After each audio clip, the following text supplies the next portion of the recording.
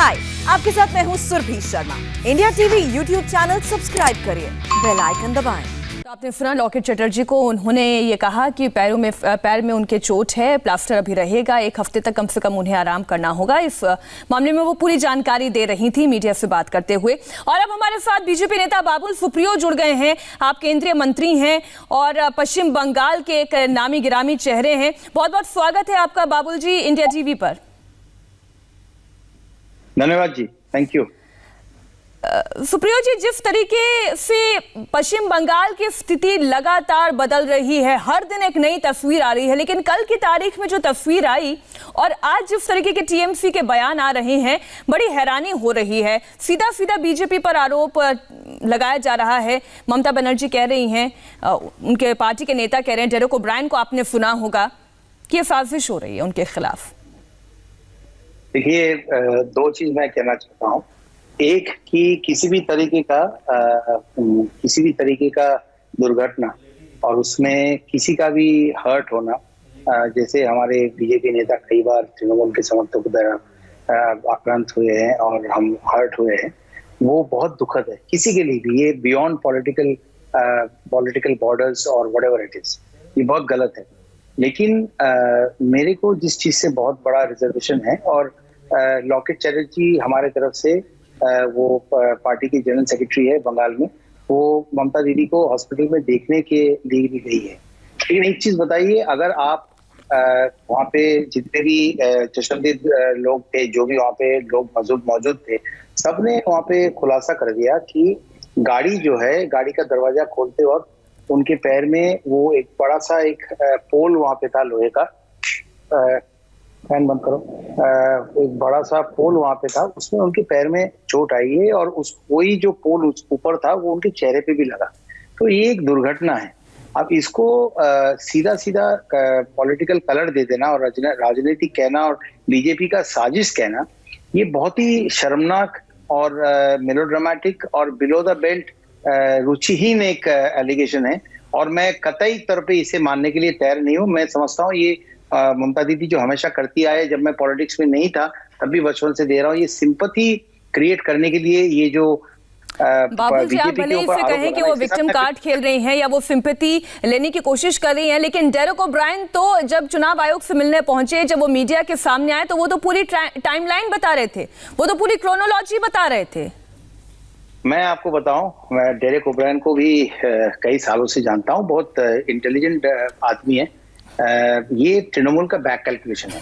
आप अगर देखेंगे तो देखिए, ये चुनाव के टाइम पे बहुत सारे चुटकुले चलते हैं, अलग अलग टाइप के मीम्स बनते हैं, हमारे ऊपर भी मीम्स बनते हैं जो हमें शेयर, हम पॉलिटिक्स एकदम ह्यूमरलेस हो, ऐसा तो नहीं होना चाहिए। आप अटल बिहारी वाजपेयी जी को देख लीजिए, किसी को भी देख लीजिए, ह्यूमर अगर पॉलिटिक्स में थोड़ा रहे तो मेरे ख्याल से लड़ाई भी और अच्छी होती है।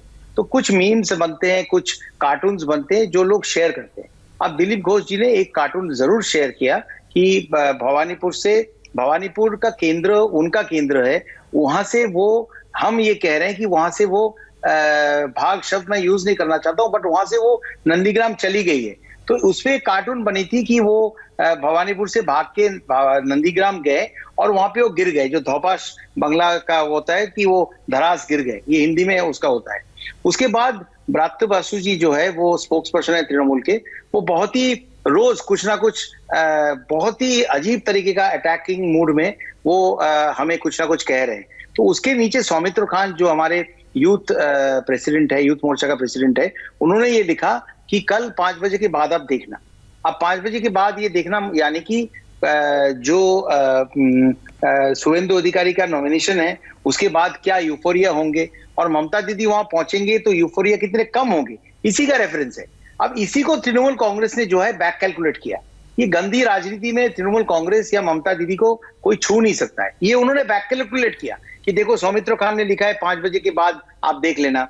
फिर इन्होंने दिलीप घोष ने ये दिया है कि भवानीपुर से नंदीग्राम जाएंगे तो वहां पे धड़ास गिर जाएंगे। ये दोनों को उन्होंने जोड़ के बैक कैलकुलेशन करके अब इलेक्शन कमीशन, क्या डेरेक ओब्रायन या तृणमूल कांग्रेस हम लोग को बेवकूफ समझते हैं क्या? अच्छा ठीक है, तो फिर बाबुल जी आप ये बताएं कि क्रोनोलॉजी, एक्चुअल क्रोनोलॉजी क्या है, हुआ क्या आपके मुताबिक? आपको क्या लगता है क्या हुआ होगा?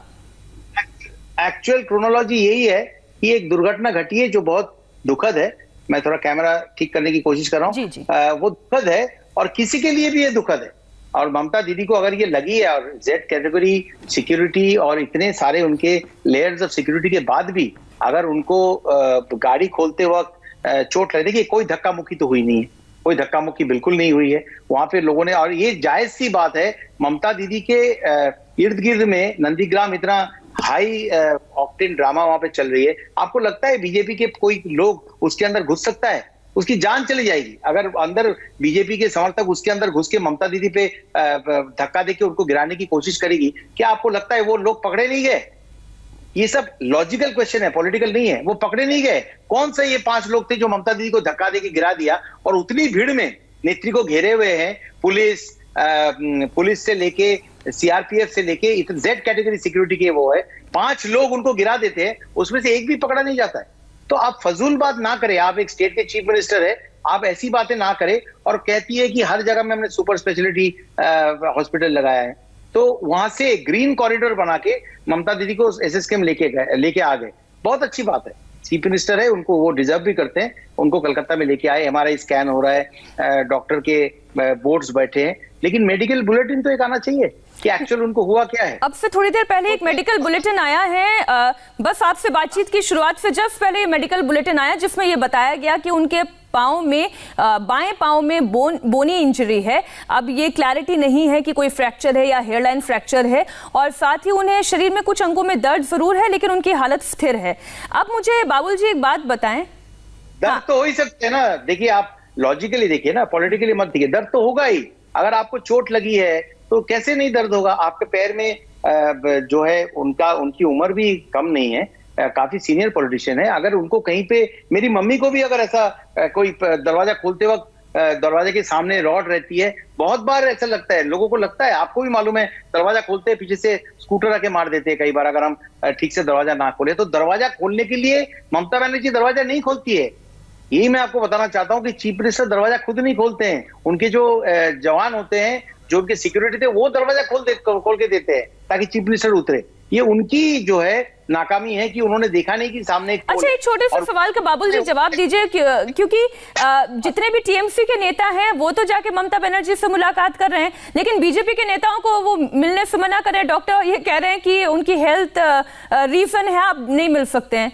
ये क्या कारण हो सकता है? ये कारण पॉलिटिकली है, इलॉजिकल है। मैं तो पॉलिटिक्स को साइड में रखता हूं, मैं तो बोलूंगा इलॉजिकल है। पहली बात तो आपको दुर्घटना घटी है, हम देखिए कांग्रेस, लेफ्ट, हम सब लोग इस पे सवाल उठा रहे हैं। और ममता दीदी को हमने कई सालों से देखा है कि वो बंगाल में किस तरीके का, इस तरीके का अलग अलग टाइप का, मैं ड्रामा शब्द भी यूज नहीं करना चाहता हूँ, लेकिन मेलो ड्रामा क्रिएट करती है। तो सब पॉलिटिकल, आदित्य चौधरी का बयान आप सुनिए, कई बार हम लोग, बहुत कम ऐसा होता है कि हमारा बयान जो है एक दूसरे से सेम होता है। आप लेफ्ट का बयान सुन लीजिए, सब यही बात कर रहे हैं। मैं बोल रहा हूं कि बहुत दुखद घटना है कि उनको चोट लगी है, लेकिन अगर आप सीधा उसको बीजेपी के साजिश बता देंगे और आप राज्य सभापति, स्टेट प्रेसिडेंट और यूथ प्रेसिडेंट सबके नाम पे पोस्टर को लेके आप इस तरीके का साजिश रचने की बात करेंगे, जरूरत क्या है? लोग हमारे साथ है। अच्छी बात यह है कि बीजेपी इस वक्त कह रही है कि इस मामले में सीबीआई जांच हो, और जैसे ही वीडियोस आएंगे, जांच होगी, पूरी क्लैरिटी मिल जाएगी। बाबुल सुप्रियो जी, बहुत बहुत धन्यवाद इंडिया टीवी से बातचीत करने के लिए। जी एक लाइन प्लीज बोलिए। हम लोग तहे दिल से ये चाहते हैं कि वो जल्द से जल्द स्वस्थ हो जाए। इस टाइम पे ममता दीदी का खुद का सब जगह पे कैंपेन करना बहुत जरूरी है, लेकिन वो जरूर करे। ये बहुत दुखद बात है, लेकिन प्लीज एक सीबीआई जांच या हाई लेवल का जांच होना चाहिए, ताकि ममता दीदी का, पहली बात तो कैसे ये रॉड के सामने दरवाजा खोला, एक जो सच्चाई है वो सामने आए, किसकी गलती थी, नंबर 1। नंबर 2, बीजेपी के ऊपर जो षड्यंत्र की बात की जा रही है वो बहुत जल्दी वो नलीफाई हो जाए, वो सच्चाई नहीं है ये प्रूव हो जाए। इसके लिए, दोनों कारण के लिए सीबीआई। अच्छा, लेकिन बाबुल जी ये भी बड़ा दिलचस्प है कि पहली बार मैं ऐसा देख रही हूँ पश्चिम बंगाल में कि जो बात बीजेपी कह रही है वही बात कांग्रेस पार्टी भी कह रही है। अधीर रंजन जो बात कह रहे हैं वही बात बाबुल सुप्रियो भी कह रहे हैं। बिल्कुल, और वही विमान बसु भी कह रही है। और अगर देखिए कि ये 8 फेज भी इलेक्शन के टाइम पे ममता दीदी ने जो इतना हु एंड क्राई रेज किया कि बीजेपी और इलेक्शन कमीशन का साठगांठ है, यहाँ पे भी हम सहमत हुए। कांग्रेस वालों ने बोला कि 8 क्यों, अगर 12 फेज में भी होता तो जो वायलेंट हिस्ट्री है ममता, तृणमूल कांग्रेस और ममता दीदी की, 12 फेज में भी होता तो हम खुश होते। आदित्य चौधरी भी यही कहा, विमान बासु ने भी यही कहा, और जो दीदी के खिलाफ और भी छोटे मोटे पार्टीज है, सबने यही कहा कि हम चाहते हैं कि लोग बैलेट बॉक्स तक पहुंचे और अपना वोट डाले, वही डेमोक्रेसी का फंडामेंटल राइट है। धन्यवाद। बहुत बहुत धन्यवाद बाबुल सुप्रियो जी, इंडिया टीवी के साथ जुड़ने के लिए और बड़ी ही क्लैरिटी के साथ अपनी बात रखने के लिए। हाय, आई एम सुरभि शर्मा। खबरों से अपडेट रहने के लिए India TV YouTube channel subscribe करिए, साथ में बेल आइकन जरूर दबाएं। जुड़े रहें इंडिया टीवी के साथ।